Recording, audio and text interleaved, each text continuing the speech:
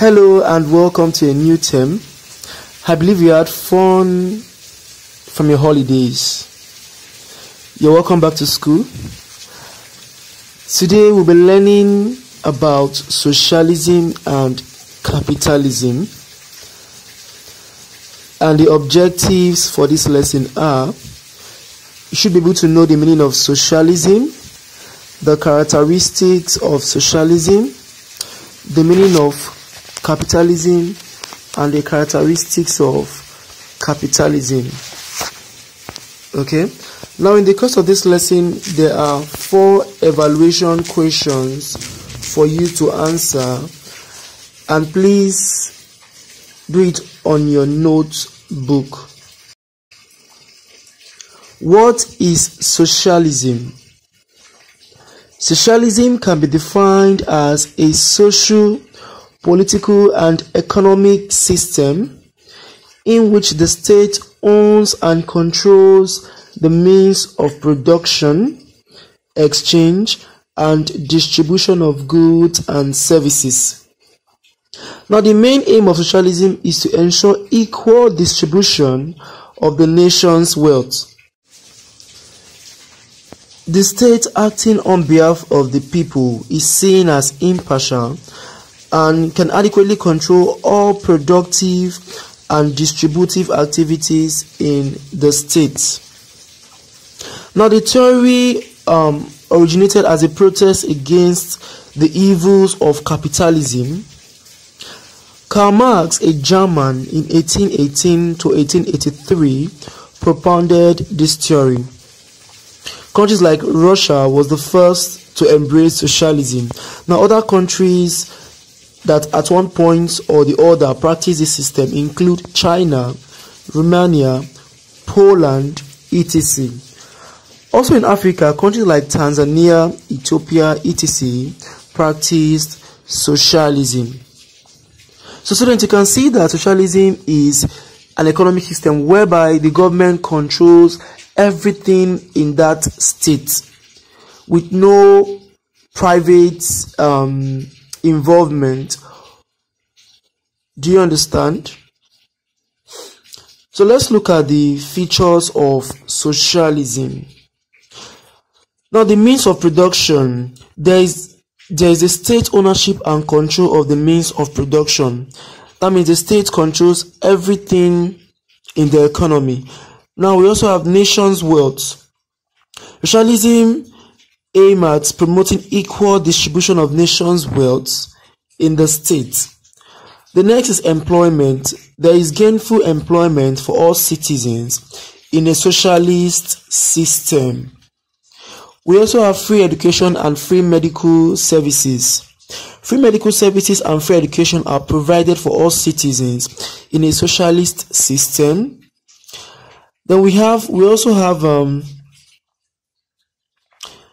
uniformity in price. Prices of all state-produced goods and services are uniform. No variation. Now we have competition. Competition in the areas of production and price is absent. So in socialism, there is no competition because the ownership and control is done by the state. So there's no private intervention here. Now we also have private individuals are not allowed to engage in the production and distribution of goods and services. Now the production here is mainly to satisfy the needs of the people and not for profit. And finally, socialism helps to prevent waste. There's one central planning economic system, and that means it helps to prevent what? Waste. So let's go to capitalism. I believe you now understand the characteristics of socialism. Let's go to capitalism. When we talk about capitalism, since we all know that socialism is a system of government owned and controlled by the states, capitalism is a system of government. It's an economic system in which the means of production, exchange, and distribution of goods and services are in the hands of private individuals. However, it should be noted that government participation in production is very low in capitalist economy. Private individuals have an edge over the government in this area. Countries like USA is a good example of capitalist economy. So students, you can see that in this system, the government, the private individuals takes the major decision with the aim of what? Making profits. Do you understand? So let us go to the features of capitalism. We have consumer sovereignty. Choices are made by the people. They decide how to spend their money in a capitalist system. Consumers are given that independence to choose whatever they want. Now let's see the next features here, which is production. What to be produced is based on consumers' choice. Now what they produce in capitalism is based on what the consumers want and not what the owners actually want to produce, but it should be based on demand. Now, ownership of means of production. The ownership of means of production is by private individual. It is in the hands of private individual with little or no government participation. Now, the market is very competitive in a capitalist system. It operates a competitive market where individuals try to outrival others. There is rivalry in a capitalist system whereby people try to be the top in whatever they are doing. It's very competitive. Do you understand? Now, government participation here is very low in a capitalist system. Now, the basic motive is profit in a capitalist system, and the system also encourages what? Specialization.